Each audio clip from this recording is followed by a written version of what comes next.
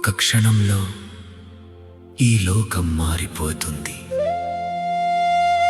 ఒక శబ్దం నింగిని నింపబోతుంది.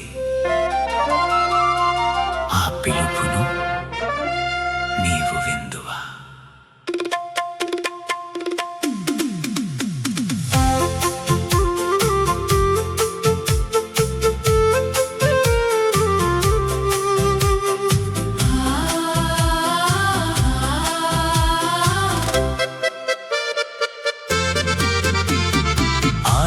ఆనందలోకానికి తనతో కొనిపోవాలని త్వరలోనే యేసు తన వారిని పిలువగా, నింగిలో పక్షుల్లా ఎగిరెళ్ళిపోతుంటే నీవు కూడా వెళ్ళి క్రీస్తుని చేరుదువా?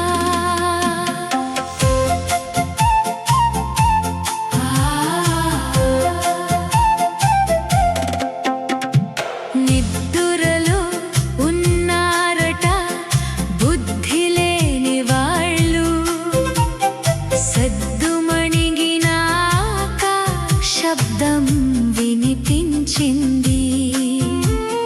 నూనె లేక దివిటీలు ఆరిపోసాగాయి.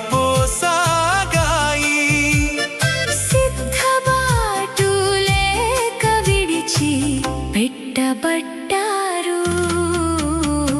ఆనందలోకానికి తనతో కొనిపోవాలని త్వరలోనే యేసు తన వారిని పిలువగా, నింగిలో పక్షుల్లా ఎగిరెళ్ళిపోతుంటే నీవు కూడా వెళ్ళి క్రీస్తుని చేరుదువా?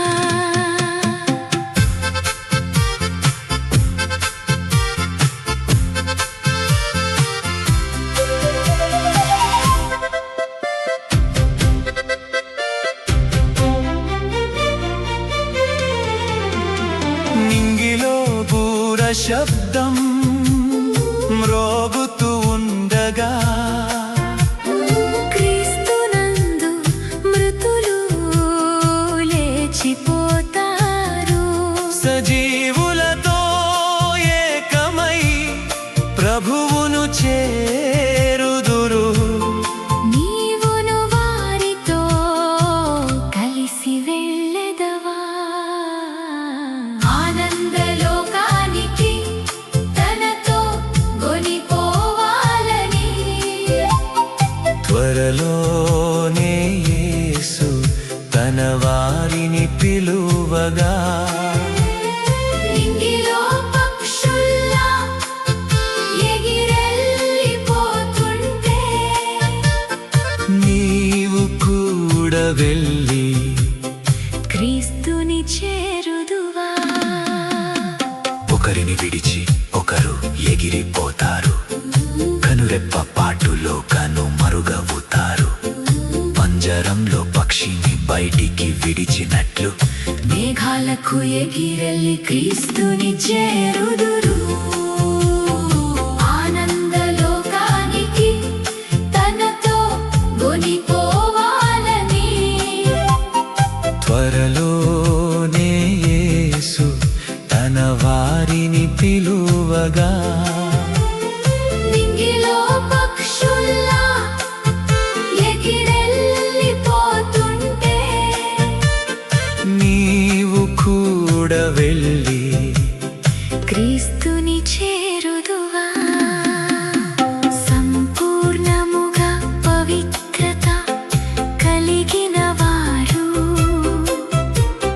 క్రీస్తు రాకడ కొరకు సిద్ధపడిన వారు, ఎదలోన శుద్ధాత్మ కలిగి ఉన్నవారు, పరలోకం చేరగా ఒక్క క్షణం అన్నీ మారిపోతాయి. వెళ్ళిన వారు ఆనందంలో ఉంటారు, మిగిలిన వారు శ్రమలలో పడతారు. ఆ రోజు వచ్చినప్పుడు పరుగెత్తిన ప్రయోజనం ఉండదు, దాగిన రక్షణ ఉండదు. ఇప్పుడు పిలుస్తున్న యేసుని వినకపోతే ఆ రోజు ఆయనను ఎలా చేరగలవు? ఇప్పుడే ఆయనను వెంబడించు, ఆలస్యం చేయకు. ఆయన దగ్గరే రక్షణ ఉంది, ఆయన దగ్గరే నిత్య జీవం ఉంది. విడిచిపెట్టబడితే శ్రమల పాలవుతావు. నడిపించే యేసుని వెంబడించుము. లోకమలినము నీకు అంతనివ్వడు,